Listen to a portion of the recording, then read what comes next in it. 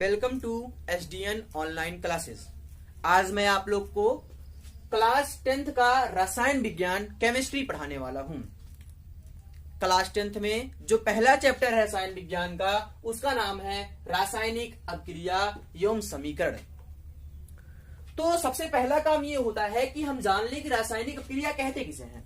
तो सबसे पहला काम ये होता है कि हम जाने कि रासायनिक अभिक्रिया किसे कहते हैं। तो रासायनिक अभिक्रिया का जो डेफिनेशन होता है वो होता है रासायनिक परिवर्तन को रासायनिक अभिक्रिया कहते हैं। रासायनिक परिवर्तन को रासायनिक अभिक्रिया कहते हैं। इसके लगभग दो भाग होते हैं। तो वो कौन कौन से होते हैं? पहला होता है अभिकारक। नंबर दूसरा होता है उत्पाद। पहला होता है अभिकारक, नंबर दूसरा होता है उत्पाद। तो पहला काम ये होता है कि हम इन सबका डेफिनेशन जान लें, और डेफिनेशन को हम एक एग्जांपल के माध्यम से आपको बता रहे हैं कि इन दोनों का डेफिनेशन क्या होगा। तो देखिए, जैसे मान लीजिए ये कोई अभिकारक A है और ये परिवर्तित हो रहा है B में। तो अभी ध्यान समझो, ये क्या है? ये अभिकारक है, ये अभिकारक है, और ये क्या है? ये उत्पाद है। तो ध्यान समझो, ये अभिकारक है, ये क्या है? उत्पाद है। तो अभिकारक कहते किसे हैं, पहले वो समझ लीजिए। अभिकारक कहते किसे हैं?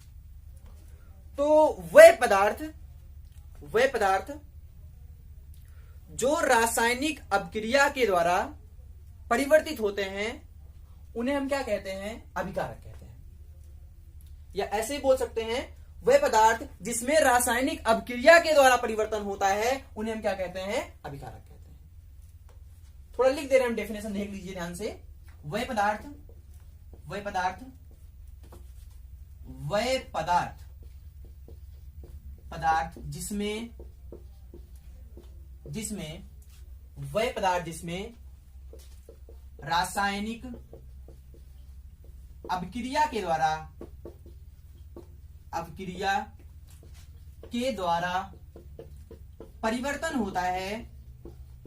द्वारा परिवर्तन होता है अभिकारक कहलाते हैं।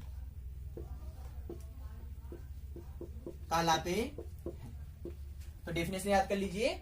वह पदार्थ जिसमें रासायनिक अभिक्रिया के द्वारा परिवर्तन होता है, उन्हें हम क्या कहते हैं? अभिकारक कहते हैं। एक चीज क्लियर हुआ, अभिकारक। अब हम बात कर लेते हैं उत्पाद किसे कहते हैं। किसी रासायनिक अभिक्रिया के द्वारा बनने वाले पदार्थ को हम क्या कहते हैं? उत्पाद कहते हैं। किसी रासायनिक अभिक्रिया के द्वारा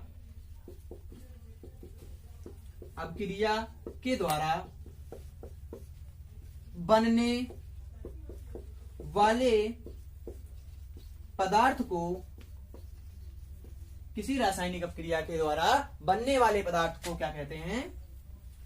उत्पाद कहते हैं। एक बार और रिवाइज कर लेते हैं कि उत्पाद किसे कहते हैं। तो किसी रासायनिक अभिक्रिया के द्वारा बनने वाले पदार्थ को क्या कहते हैं? उत्पाद कहते हैं। और अभिकारक किसे कहते हैं? वह पदार्थ जिसमें रासायनिक अभिक्रिया के द्वारा परिवर्तन होता है, उन्हें हम क्या कहते हैं? अभिकारक कहते हैं। तो अभिकारक उत्पाद शायद क्लियर हो गया होगा। तो हम क्या करते हैं कि इनको थोड़ा और विस्तृत में देखते हैं कि ये होगा कैसे। ठीक है, इसको हटा रहे हैं और देखते हैं आगे।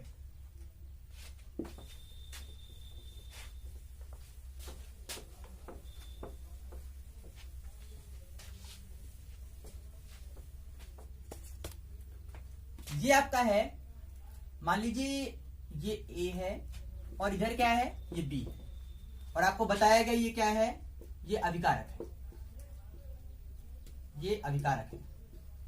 और इधर क्या है? उत्पाद। तो ये अभिकारक है, ये उत्पाद है।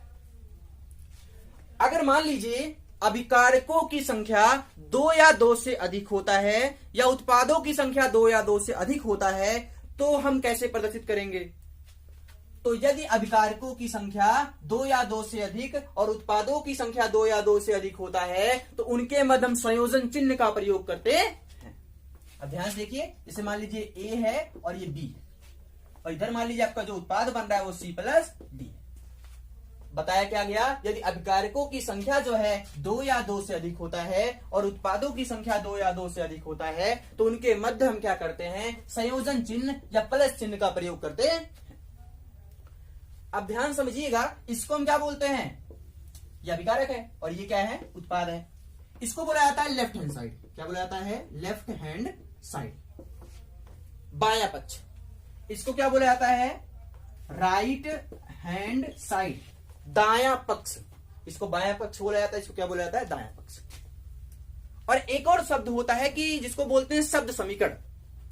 और शब्द समीकरण क्या होता है, अभिकारक तथा उत्पाद के मध्य हम क्या करते हैं, एक एरो द्वारा पूरे समीकरण को प्रदर्शित करते हैं। अभिकारक और उत्पाद को एक एरो द्वारा, एक तीर द्वारा प्रदर्शित करते हैं। जो तीर की नोक होती है, नोक, जो तीर की नोक होती है या तीर का जो सिरा होता है वो अभिकारक से उत्पाद की तरफ होता है तथा इसका जो पक्ष भाग होता है या जो पीछे वाला साइड होता है वो अभिकारक की तरफ होता है। तो आपको सिंपल सा याद रखना है कि जो तीर की नोक होती है वो उत्पाद की तरफ होती है और इस तरफ क्या होता है, जो पश्च भाग होता है वो अभिकारक की तरफ होता है। अब हम देखते हैं कि रासायनिक अभिक्रिया के प्रकार कितने होते हैं, वो डिस्कस कर लेते हैं। जिसमें पहला प्रकार है संयोजन अभिक्रिया। रासायनिक अभिक्रिया में पहला भाग है संयोजन अभिक्रिया। अब संयोजन अभिक्रिया को हम ध्यान से देखते हैं। संयोजन अभिक्रिया, संयोजन अभिक्रिया। अब हम संयोजन अभिक्रिया को देखते हैं। संयोजन अभिक्रिया को एक एग्जाम्पल के माध्यम से आपको समझा रहे हैं हम। फॉर एग्जाम्पल मान लीजिए हमारे पास है CaO, इसको बोलते हैं कैल्शियम ऑक्साइड। क्या बोलते हैं, कैल्शियम ऑक्साइड,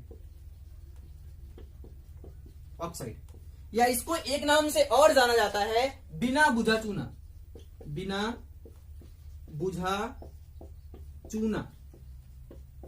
और अगर इसमें हम क्या करते हैं, जल को जोड़ते हैं। क्या जोड़ते हैं, जल।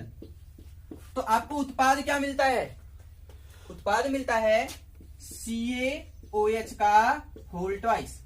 इसको बोला जाता है कैल्शियम हाइड्रोक्साइड या दूसरा नाम इसका है बुझा चूना, बुझा चूना।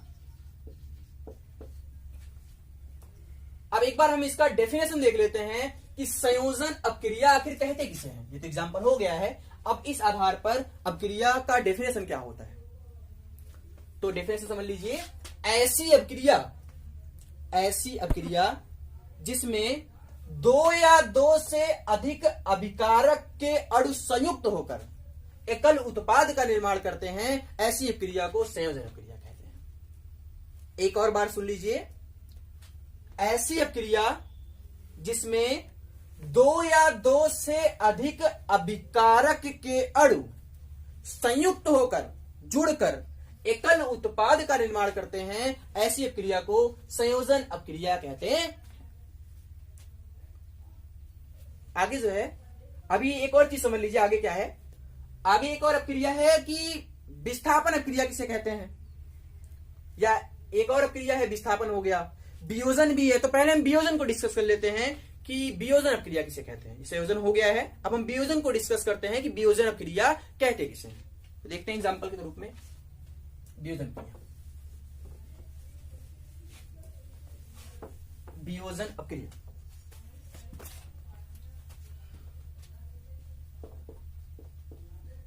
वियोजन अभिक्रिया। अब ध्यान समझिए वियोजन अभिक्रिया किसे कहते हैं। वियोजन, कुछ एग्जाम्पल हम आपको बता रहे हैं वियोजन अभिक्रिया में। जैसे मान लीजिए जो पहले हम बनाए थे उसी को उल्टा कर रहे हैं। देखो ये क्या है, CaOH का होल ट्वाइस। CaOH का क्या है, होल ट्वाइस है। अब CaOH का जो होल ट्वाइस है इसको बोलते हैं बिना बुझा चूना, इसको बोलते हैं बुझा चूना, बुझा चूना, बुझा चूना। अब बुझा चूना जो होता है ये विभक्त हो जाता है। अब किस में विभक्त होता है? CaO में और किसमें? जल में। इसको बोला जाता है बिना बुझा चूना, बुझा चूना। और ये क्या है आपका? जल। जल या इसको कैल्शियम ऑक्साइड बोलते हैं और इसको क्या बोलते हैं? Calcium hydroxide. अब इस आधार पे परिभाषा क्या होगा? और एक चीज आप जानते ही हैं कि इसको हम क्या बोलते हैं? अभिकारक बोलते हैं। इसको क्या बोलते हैं? अभिकारक। अभिकारक। और इसको क्या बोलते हैं? इसको बोलते हैं उत्पाद। और अभी आप ध्यान से देख रहे हैं कि इसमें एकल अभिकारक है और दो या दो से अधिक उत्पाद में परिवर्तित हो रहा है। तो परिभाषा क्या होगा? ऐसी अभिक्रिया जिसमें एकल अभिकारक दो या दो से अधिक उत्पाद में परिवर्तित हो जाता है, ऐसी अभिक्रिया को वियोजन अभिक्रिया के नाम से जाना जाता। एक और बार सुन लेते हैं। ऐसी अभिक्रिया जिसमें एकल अभिकारक दो या दो से अधिक उत्पाद में परिवर्तित हो जाता है, ऐसी अभिक्रिया को वियोजन अभिक्रिया के नाम से जाना जाता। उम्मीद करते हैं वीडियो आपको पसंद आया होगा।